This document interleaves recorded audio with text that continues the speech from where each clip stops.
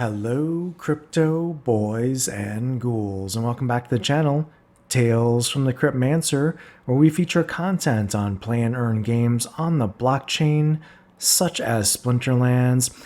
And in today's video, I wanted to have a quick discussion on esports and tournaments, talking a little bit about, well, I guess a HUD or a program that is readily available for players that they can use in tournaments and brawls that I'm not sure if everyone's aware of or aware of the implications of. So I wanted to just highlight that, talk a little bit about, I guess, my personal takeaways on that tool being available and what it means for esports and tournaments for Splinterlands moving forward.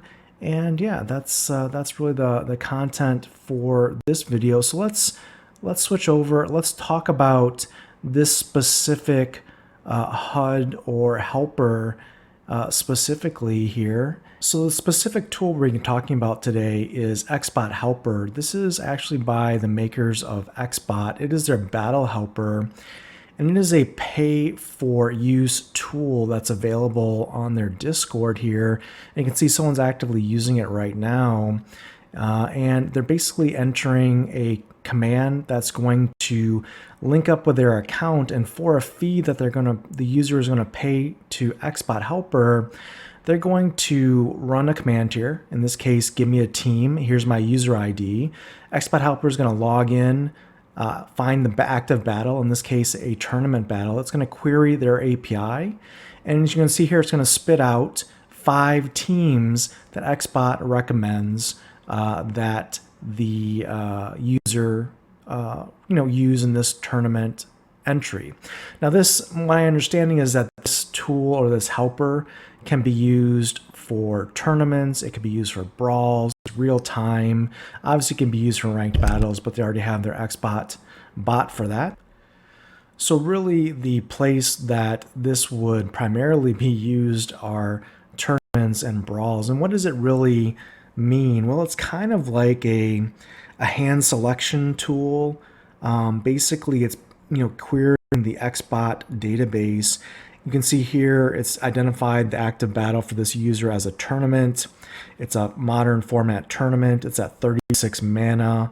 The rule sets are Lost Legendaries, Super Sneak, Taking Sides. The splinters that are inactive are Water and Dragon, and the available sets to choose from are Chaos. And then it spits out basically 5 teams that the user could then copy and enter into the tournament entry here, should they wish. And there's still, I guess, some human element here. Basically, it provides ELO-based teams that fit the criteria here, from what I can gather, and it gives the user choices. In this case, it gives it 3 teams that have Thaddeus Brood, a Tarso-led team, and then a Lob Lowland Earth team to choose to enter here. So, what does this actually mean? It's not an automated bot, like similar to those private bots that have been, rumored for quite some time that the top guilds, again, rumored to use. So it doesn't automatically enter your teams and pilot those. So there is some manual entry. You manually have to go into this HUD or this program in XBot and ask it to deliver you 5 options to choose from. You as a human player still has to choose the team that you want to enter, but it is giving you basically a hand selection or basically a cheat sheet of teams that have a historical tendency to be recommended to play here. So it basically takes the skill out of the tournament entry or the brawl entry in this particular case. Now, this tool is available so that anyone can use it today. And you can see here, basically, the XBot Battle Helper charges a fee every time you request its help. And so basically, if this user is basically piloting a tournament via the Battle Helper and is paying basically XBot's, the company here, a fee or money, and every time it gives it a team recommendation.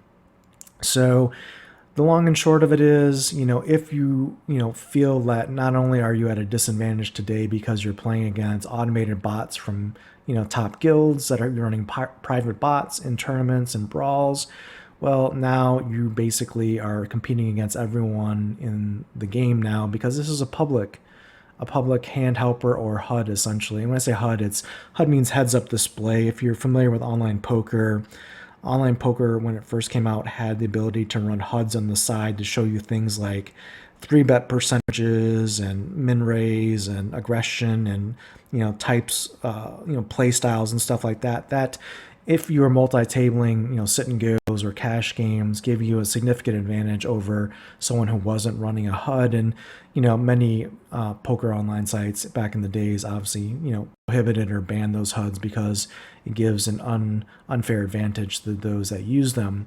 In this particular case right now, I guess the takeaway here is anyone can be using this battle helper or HUD or hand selecting tool from Xbots in tournaments today.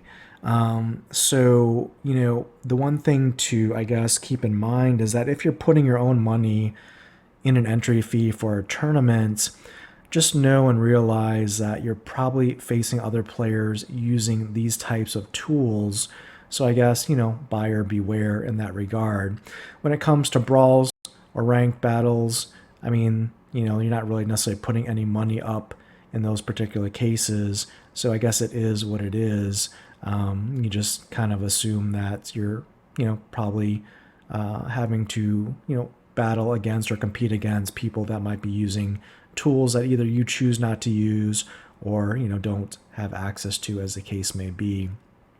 Now that we've talked a little bit about this battle helper tool that's available to the general public and playable in tournaments, which maybe not everyone was aware of previously, basically, what I wanted to continue with from a, non-data perspective, just more my personal opinion on this topic is when it comes to esports and tournaments within Splinterlands, my personal opinion is the only pure tournament competition when it's really about skill and it's not about an automated bot piloting tournament entries or, a hand selector or a HUD tool, feeding teams to a player to then input into the tournament entry.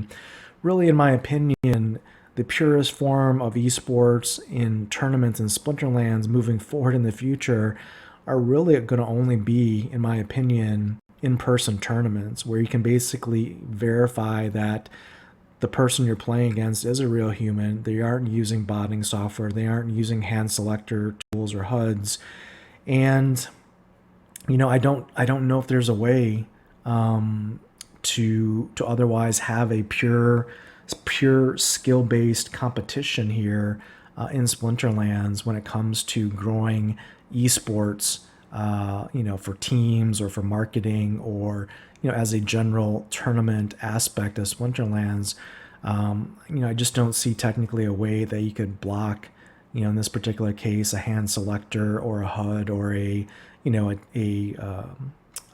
team selecting tool from being able to enter tournaments. So I think this is just the reality. If we're going to have esports and Splinterlands, really the only way I think that'll probably be successful and be able to grow into something successful is through events, in-person events moving forward. So those are just my thoughts basically. Let me know your thoughts in the comments below, and until next time, keep stacking those stats.